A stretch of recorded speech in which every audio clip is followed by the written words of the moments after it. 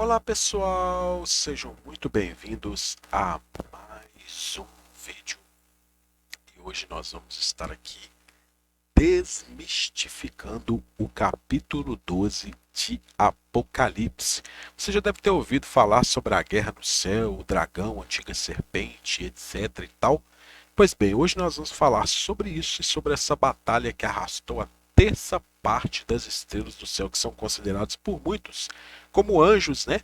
Então, pois é, que viraram demônios. Então, se você quer saber a respeito desse assunto, eu convido você a vir comigo hoje, que nós vamos desmistificar.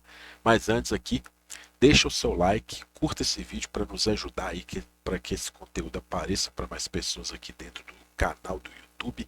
Quando você faz isso, o YouTube entende que o conteúdo é relevante, ele aparece para mais pessoas. Compartilhe essa mensagem no WhatsApp, Facebook, Instagram, as redes sociais que você tiver, compartilha para nos ajudar a divulgar essa informação para mais pessoas.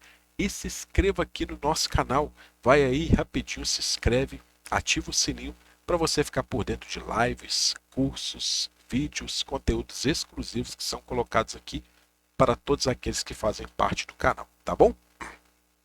Vamos dar início ao nosso esboço, que vai dizer o seguinte: nenhum cristão poderia escrever a vida de Jesus sobre a figura de uma criança nascida de uma deusa Sol, perseguida por um dragão de 7 cabeças e arrebatada para o trono de Deus, fazendo desaparecer assim todas as referências à sua vida terrena, à sua morte e ressurreição. Então, quando você pega o capítulo 12 de Apocalipse, você vai ver que o capítulo 12 ele suprime, ele não fala, não relata a vida terrena de Jesus, não relata a sua ressurreição e muito menos a questão da sua vida terrena. Então você vai ver que o capítulo 12 de Apocalipse é um capítulo que ele vai estar inserido dentro da questão de mitologia, vai trazer dragão, vai trazer estrelas que tem associação ali com o zodíaco, vocês vão ver aqui opiniões de estudiosos aqui. Então você vai ver que não tem nada a ver com o que as pessoas associam hoje falando que é igreja, que é Cristo, etc e tal, que não tem nada a ver com nada.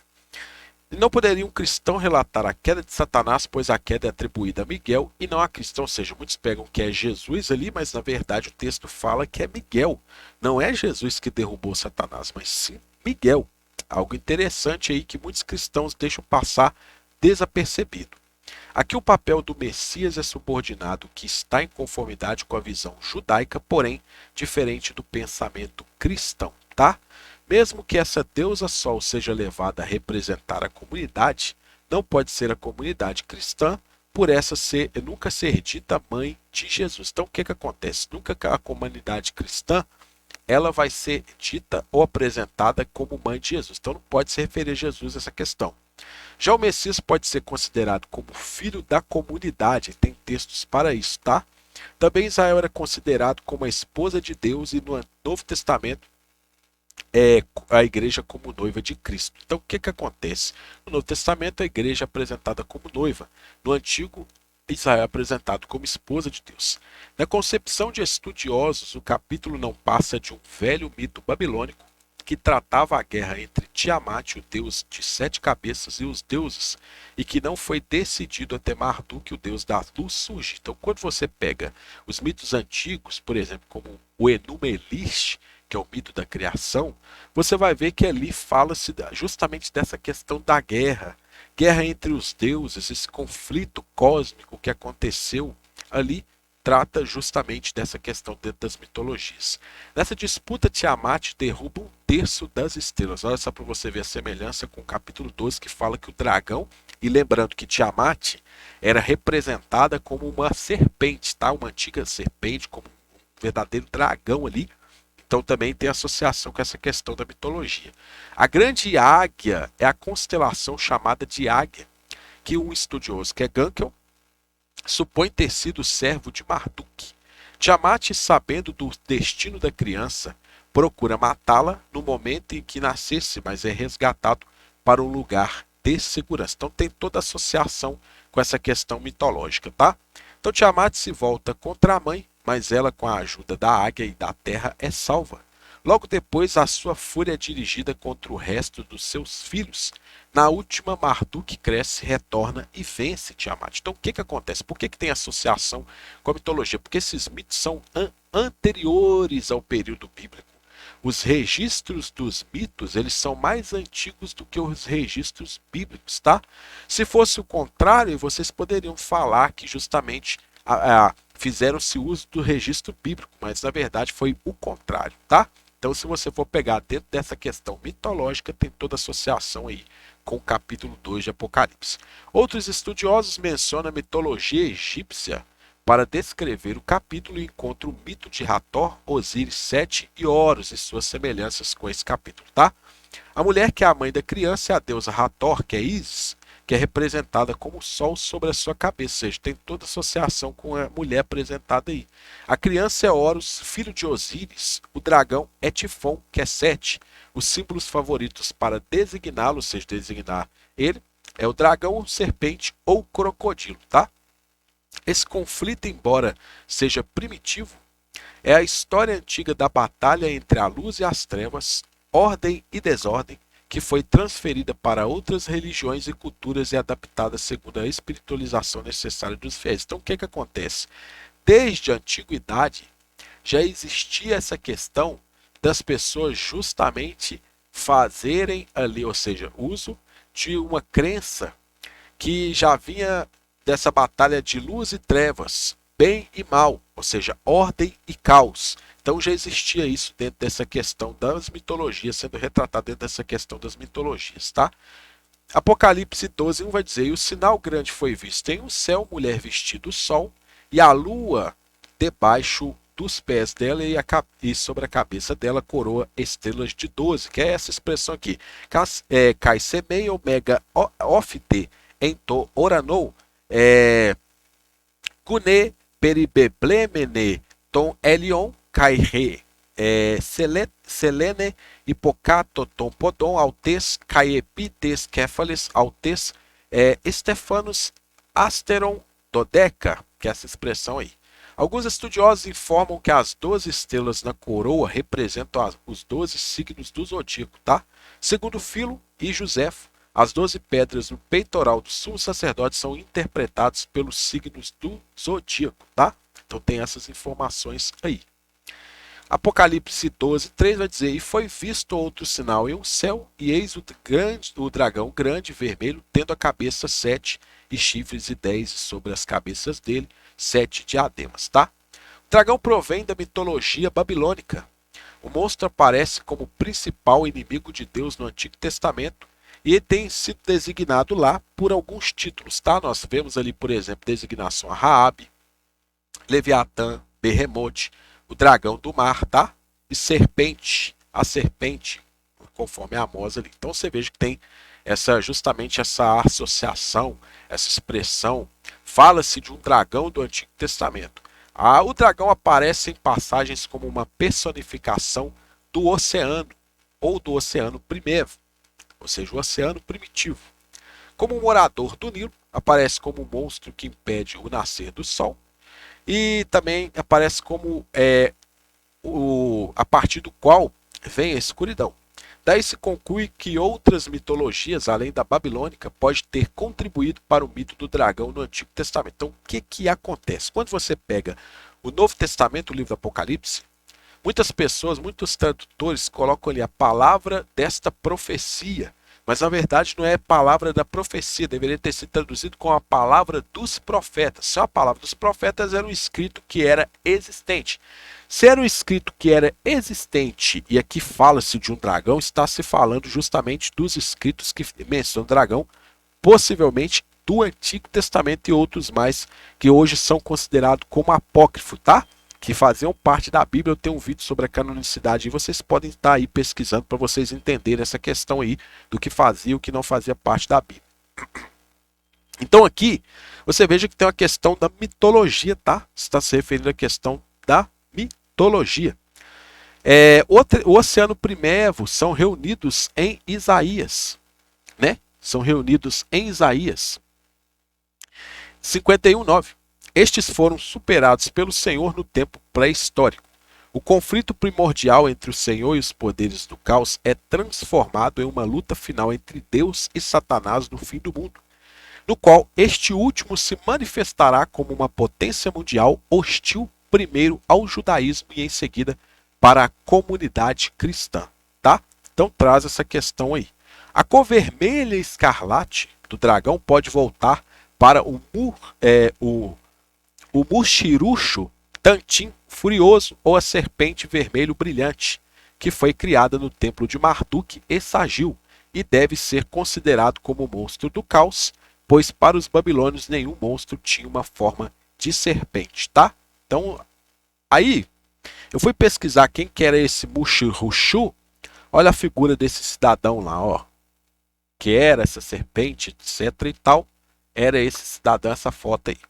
Lembrando que quem quiser adquirir esse material, esse esboço, do jeito que ele está aqui, você pode entrar em contato comigo, você pode adquirir este e outros materiais, tá?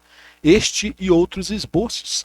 E você pode estar aí me ajudando ao mesmo tempo também, está contribuindo com seus estudos. Tudo tem referência bibliográfica aqui, tá? O Mushirucho, anteriormente também lido como Sirushu ou Shirush ou Mushirush Shu, pronunciado como Mushu ou Mushursu, é uma criatura da antiga mitologia mesopotâmica. O híbrido mitológico é um animal escamoso com patas traseiras semelhantes às garras de uma águia, membros anteriores semelhantes a leões, um pescoço e caudas longos, uma cabeça com chifres, uma língua de cobra e uma crista. O Mushrushu mais famoso aparece no reconstruído portão de Ishtar da cidade babilônica, datado do século 6 a.C. Então, se você for pegar até o relato lá do Gênesis, quando fala da antiga serpente, quando fala lá que ela começou, foi amaldiçoada e para rastejar pela terra, ou seja, no imaginário daquela pessoa que estava escrevendo o texto, era justamente uma serpente que ela parecia que ela não rastejava antes, mas ela caminhava. Então, ou seja, ela tinha patas, né? Então, ou seja, a figura aí que vocês veem, ou seja, tem justamente essa mesma descrição, até mesmo ali da figura do Gênesis, né? Se você for ver ali, que fala-se ali da serpente que enganou Eva, né? A forma Mushrushu é o nominativo acádio do Sumério, tá? Mushrus, cobra avermelhada, às vezes também traduzido como cobra feroz. O autor, possivelmente seguindo outros, traduz como serpente do esplendor. O Mush é um termo sumério para serpente. A leitura Shirushu deve-se a um erro de transliteração do cuneiforme no início da silologia. Para alguns estudiosos, aí, a referência bibliográfica está aí. Mushrushu já aparece na religião e arte suméria como no vaso de libação de Gudea, dedicado a Nishgizida pelo governante sumério Gudea. Cronologia curta do século 21 a.C. Mushrushu era o animal sagrado de Marduk e seu filho Nabu durante o Império Neobabilônico. O dragão Mushrushu, a quem Marduk uma vez derrotou, tornou-se o seu animal simbólico e servo. Foi tomado por Marduk de Tishpak, o deus local de Eshinuna. Então, se você for pegar essa descrição, você veja, esse Mushrushu era apresentado como como a serpente avermelhada. Então, ou seja, o dragão aqui que é apresentado, ou seja, que é traduzido como dragão, era uma descrição também de um dragão vermelho. Então, ou seja, justamente essa associação dentro do mito aí a essa serpente aí, tá bom? Então, ou seja, um contexto mitológico. Aí tem uma questão aqui também, que eu não vou ler. Quem adquire o esboço pode adquirir esse material, que fala a questão da língua, que tem que ser traduzida para de uma outra forma, e muitas das vezes o dragão ele é associado como símbolo de prosperidade e sorte em algumas línguas, então, ou seja, não é visto como um símbolo do mal, como é colocado aqui, e aí fica complicado para se traduzir, conforme a opinião de léxicos, tá? A história é contada em linguagem simbólica e pode ser contrastada com outras passagens. Isso mostra o descobrimento de um mito astrológico, cujo resultado é apresentar as lacunas no céu estrelado, né? Que alguns tentavam explicar justamente essa questão das lacunas aí. E a cauda dele arrasta a terça parte das estrelas do céu e jogou as mesmas para a terra. O dragão parou diante da mulher que iria dar à luz para que, quando desse à luz, o filho dela devorasse. O autor se refere à remoção de Cristo a partir da esfera do poder de Satanás e de sua ascensão. Aqui toda a vida de Cristo e todas as suas atividades redentoras são ignoradas e apenas o seu nascimento e ascensão são mencionados. Jesus, por outro lado, é representado como uma criança que necessita de proteção. Estes acontecimentos só podem ser explicados pela hipótese de que o autor não escreveu ele mesmo o capítulo, mas por adições editoriais que inicialmente tinham um significado bem diferente, principalmente do que os cristãos colocam nos dias de hoje, falando se retratar da igreja, de Jesus, etc e tal, que não tem nada a ver uma coisa com a outra, tá? O 12:7 vai dizer assim, ó: e houve guerra no céu, Miguel e os anjos dele para fazer guerra contra o dragão, e o dragão fez guerra e os anjos dele. Então, ou seja, o texto aqui, muitas pessoas colocam que era o dragão e seus demônios, mas aqui fala que era o dragão e seus anjos. Eu pergunto, já que a figura de Satanás ele tem anjos subordinados a ele, fica aí essa perguntinha para todos aqueles que fundamentam esse capítulo na igreja, falando, descrevendo a igreja como mulher ali, e justamente o filho ali como Jesus, tá? Embora a maioria dos cristãos acreditem que Satanás já foi expulso do céu no início da criação, a Bíblia apresenta resquícios de uma crença antiga de que Satanás tinha acesso ao céu. Isso podemos ver no livro de Jó, nos capítulos 1 ao 3, que fala justamente disso, que apresenta, ou seja, muitos acreditam que Satanás foi expulso do céu, lá no momento da criação de Deus, que fala quando a terra estava sem forma e vazia, ali foi o momento da guerra no céu, e por isso que a terra ficou daquela maneira.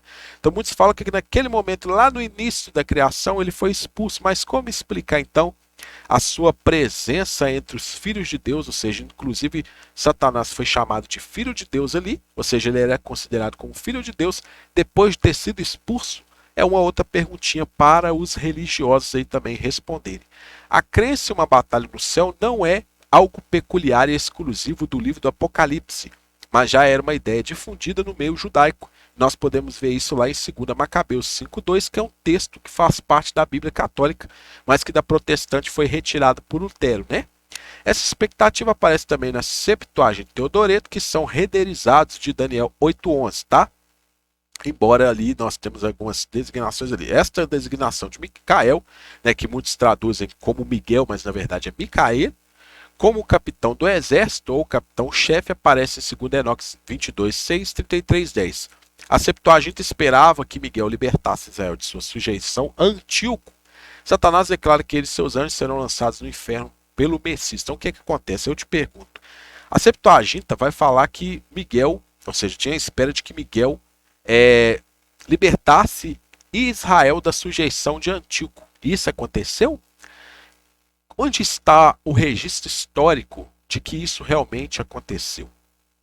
É uma outra perguntinha também para os religiosos, tá? No Testamento dos Patriarcas, Miguel é apresentado como intercessor em nome dos santos de Israel e dos justos em todas as nações. No Testamento de Levi 5:7 é apresentado como mediador entre Deus e o homem. E nós temos a citação aqui que fala: depois dessas coisas despertei e abençoei o Altíssimo e o anjo que intercede pela nação de Israel e por todos os justos. Também no Testamento de Dan 6:2 é: aproximai-vos de Deus e do anjo que intercede por vós, pois ele é o mediador entre Deus e a humanidade para a paz de Israel e se levantará contra o reino do inimigo. Então, ou seja, não é uma ideia peculiar falar que Jesus ele é o mediador entre Deus e os homens. Moisés foi chamado de mediador, ou seja, Miguel foi chamado de mediador. Até mesmo Abraão também tem textos que falam que Abraão era mediador ali entre os justos ali e Deus. Então, ou seja, uma ideia que foi ali difundida no meio do judaísmo, que eles pegaram e trouxeram justamente para essa questão de Jesus. Nós podemos ver isso lá nos textos, se não me engano, de Tiago ou Timóteo, né? A intervenção de Miguel nos últimos momentos foi atestada na ascensão de Moisés 10:2:1. Então se encherão as mãos do anjo que foi designado chefe, e ele os vingará imediatamente de seus inimigos. No primeiro livro de Adão e Eva, 6:7, existe a afirmação de que Satanás uma vez tentou subtrair o trono para estar em pé de igualdade com Deus, e depois foi lançado para baixo no céu. Mas o maldoso Satã, que não se manteve sua primitiva condição e nem conservou sua fé nele, não havia boa intenção em relação a mim. E, embora eu o tivesse criado, ainda assim me desprezou e buscou a divindade, de modo que eu o atirei do céu para baixo. E ele foi quem fez a árvore parecer agradável aos vossos olhos, até que comesse dela, obedecendo-lhe. Então, ou seja, É uma ideia, essa ideia de expulsão do céu, de batalha, ela é uma ideia desenvolvida dentro dos livros apócrifos, considerados apócrifos, tá? Dentro da mitologia.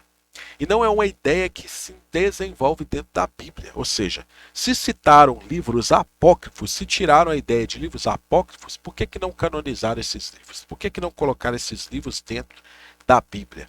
Essa é uma perguntinha aí para os religiosos, para vocês pensarem também a respeito dessa questão. Então, para vocês verem que todo o contexto aqui se refere a um contexto mitológico e não tem nada a ver com uma questão ali literal, não se refere a Cristo, não se refere à igreja, não tem nada a ver com nada. Como os cristãos, muitos cristãos colocam aí, tá bom? Quem quiser adquirir o esboço pode entrar em contato comigo. Já agradeço vocês por terem ficado comigo aqui até o final desse vídeo. Não deixa de comentar, colocar sua opinião aí a respeito, curtir, compartilhar o vídeo para outras pessoas também receberem essa informação e se inscrever no canal para você ficar por dentro de todas as novidades. No mais, eu desejo muito sucesso a vocês, um grande abraço e até a nossa próxima oportunidade.